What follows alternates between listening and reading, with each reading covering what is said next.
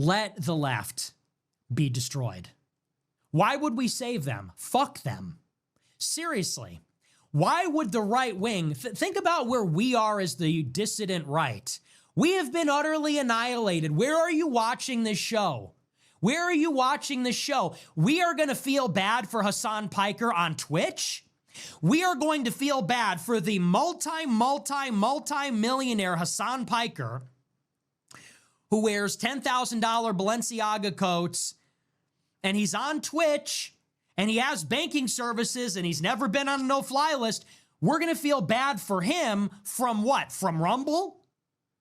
Where are you watching this show? On Rumble? Why are we watching this on Rumble? Oh, yeah, because we got banned from Twitch 7 years ago. You are watching this show on Rumble because I got banned from Twitch in 2020, I think, or 2019. I'm banned from Instagram, Facebook, Twitter. I'm banned from Bank of America. I'm banned from Chase Bank. I'm banned from Delta Airlines. I'm banned from God knows what, everything. Our payment processor in Turkey got banned because the British or Canadian government attacked our third-party service so you could tip me $20 to say pee-pee poo-poo. And we're now going to feel bad for HASAN PIKER? We have been utterly annihilated over the course of the past 10 years. Everybody else didn't even make it this far. What happened to TRS? What happened to Andrew Anglin? What happened to Richard Spencer? What happened to Jared Taylor? He's still hosting a conference at some public park in Tennessee because he literally can't get a hotel to host his meetup of 500 neo-Confederates to talk about how black people are dumb and commit more crime.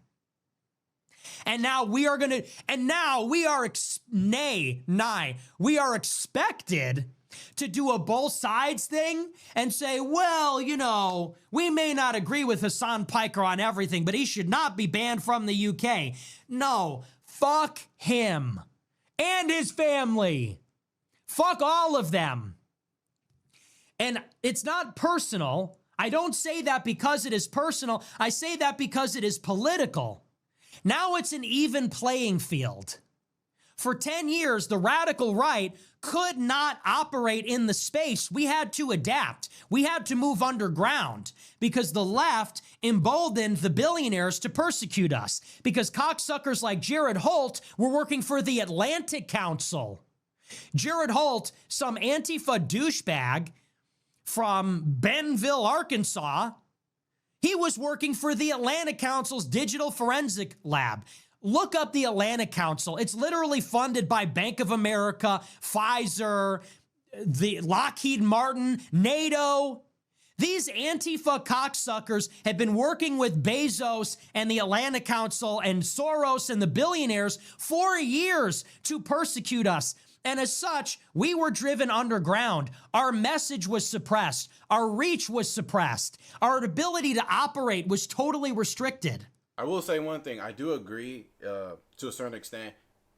It is a trip that HASAN PIKER has never been kicked off any platform. And I don't think he should. I've said in previous videos that I don't agree with Nick on this subject. But you got to think about it. I don't think HASAN should go to jail. And I don't think he should be banned from the UK. I really do not like the guy, okay? But you got to see from Nick's perspective. For years, HASAN and that side of the internet have been celebrating, pushing for him to be deplatformed, pushing hard to ruin his life. So who are we to say that, yo, Nick, we shouldn't wish this upon HASAN PIKER? Nick can only speak for himself, so going through being banned for years, seeing HASAN strive on YouTube, Twitch, any platform, Nick is seeing all this and seeing HASAN get banned from the UK, stuff like that. Nick is like, good.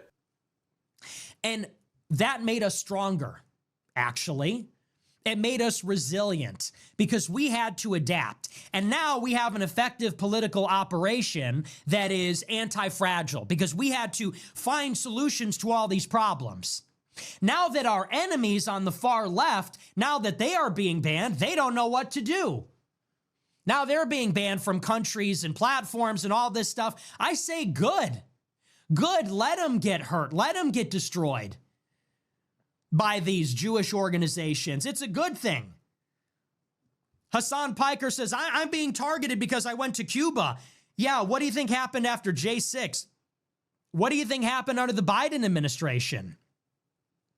They say now we're being targeted by the ADL. Yeah, welcome to our world.